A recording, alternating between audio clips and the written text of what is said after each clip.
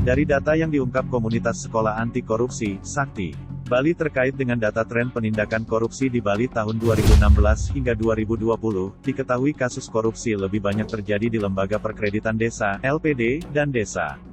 Di mana, dari 50 kasus yang terjadi selama 4 tahun tersebut, sebanyak 11 kasus terjadi di LPD, dan 8 kasus terkait dengan anggaran desa. Terkait hal tersebut Nyoman Mardika dari Aliansi Rakyat Anti Korupsi, ARAK, mengatakan hal tersebut terjadi karena banyak perangkat di desa yang tidak paham dengan regulasi maupun pos-pos anggaran. Sehingga hal tersebut membuka ruang terjadinya penyimpangan anggaran.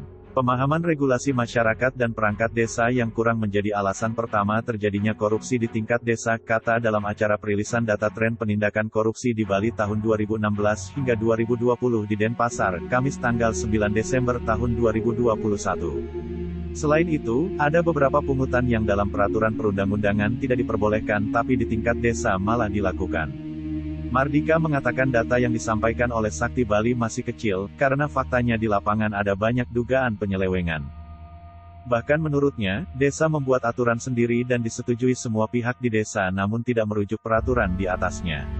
Pungutan ini biasanya dilakukan untuk meningkatkan pendapatan asli desa, karena bisa digunakan sebagai insentif perangkat desa dan pengelolaannya bisa dilakukan secara mandiri.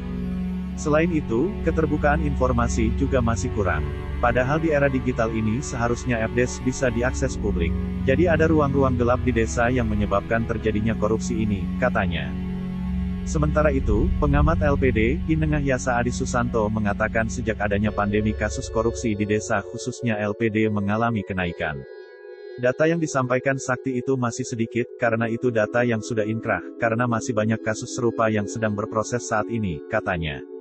Banyaknya kasus korupsi yang terjadi di LPD dikarenakan kurangnya pengawasan. Padahal dalam Perda Nomor 3 Tahun 2017 dan Pergub Nomor 44 Tahun 2017 tentang pelaksanaan Perda LPD mengatur jika proses audit LPD dilaksanakan setahun sekali. Ada dua lembaga yang bisa melakukan audit yakni Panureksa LPD yang diketuai Bendesa Adat, dan juga oleh LPLPD. Selain itu, bisa juga menggunakan lembaga auditor independen di luar dua lembaga tersebut. Biasanya setelah masalah muncul baru berjalan proses itu. Kenapa? Karena banyak yang tidak kompeten dan tidak tahu neraca keuangan, katanya. Selain itu, ia juga menemukan banyak LPD yang tidak memiliki pararem dan tata kelolanya yang tidak baik.